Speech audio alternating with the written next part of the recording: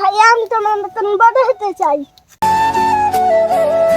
এদিকে আসো, এখানে বসো। মামা আমিও তোমার মতন বড় হতে চাই।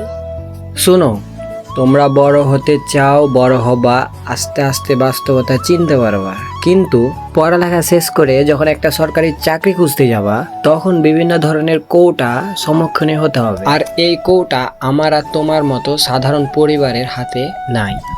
আর কৌটা না থাকায় আমার তোমার মতো সাধারণ যেই মানুষের ছেলে মেয়ে আছে, তারা যোগ্যতা থাকার পরেও তারা কোনো সরকারি চাকরি পাচ্ছে না। একদিকে ধরো কৌটা নাই, আবার বিভিন্ন সরকারি চাকরিতে মোটা অঙ্কের টাকা দিতে হয়, যেটা আমার আর তোমার মধ্যবিত্ত সংসারে কখনো দেওয়া সম্ভব না। আসলে কি বলবো তোমাদের, তোমরা ছোট মানুষ, তোমরা বড় হও, আস্তে আস্তে বাস্তবতা চিনতে পারবা। থাকো, দোয়া থাকবে তোমাদের জন্য। দেখা হবে পরের দিন। আসলে আমরা কি সঠিক অধিকার পাচ্ছি? সঠিক মেধাবী ও যোগ্যতা হওয়ার পরেও আমরা সঠিকভাবে সরকারি চাকরি বা বিভিন্ন ধরনের চাকরি পাচ্ছি না। যদিও কোনো খালু বা মামার মাধ্যমে চাকরি সন্ধান পাওয়া যায়, তবুও তাকে মোটা অঙ্কের টাকা দিতে হয়, যেটা আমাদের মতো মধ্যবিত্তের ঘরে কখনো দেওয়া সম্ভব না। এই বয়সে একটা চাকরি নেওয়া কতটা কঠিন একটা ব্যাপার শুধু আমরাই জানি।